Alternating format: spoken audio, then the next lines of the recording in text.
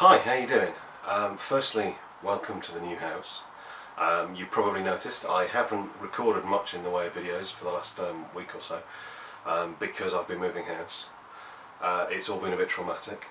Those of you that know me on Facebook or have interacted with me in the martial arts community probably know that my youngest son's recently been diagnosed with cancer. So everything's a bit traumatic at the moment.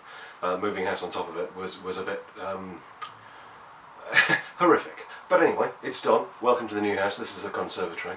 The plan in the long term is to convert the garage into a studio setup.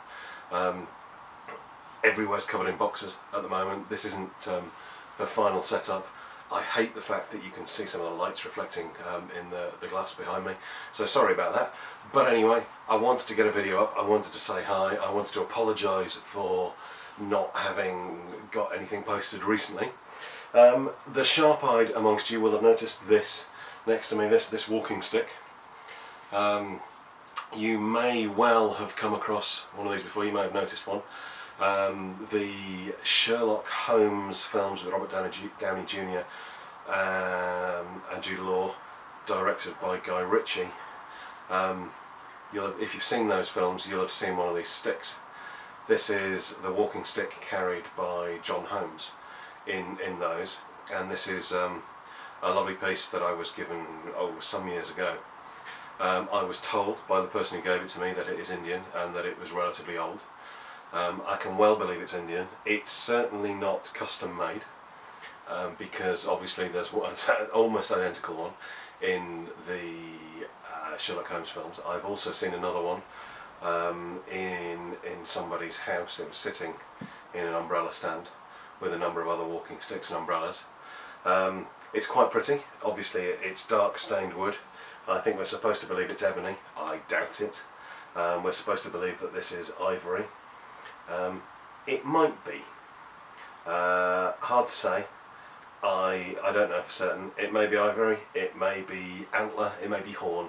I'm not entirely sure. It's been carved and stained.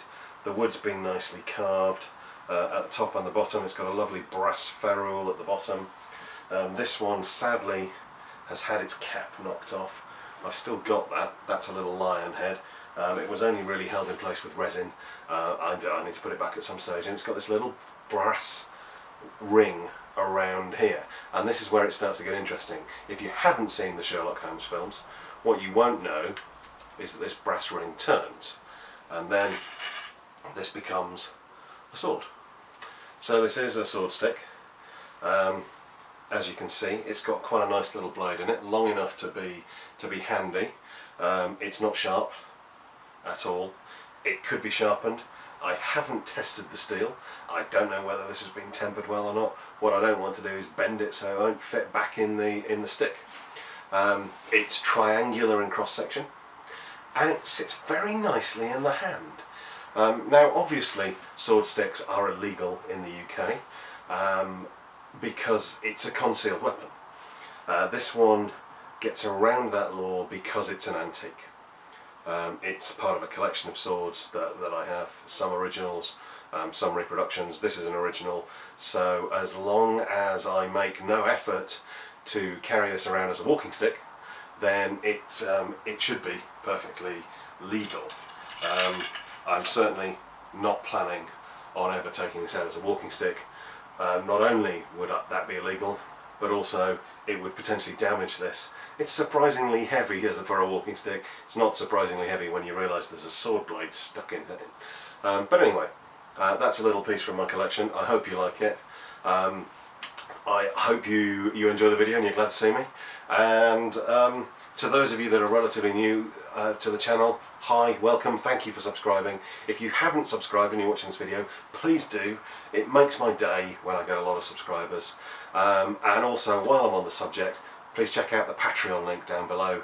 I know a few of you have kindly signed up to support me, and that's fantastic.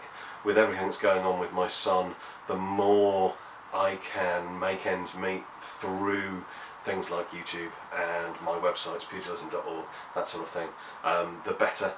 So anyway, enough of that. Nice to see you. Take care, guys.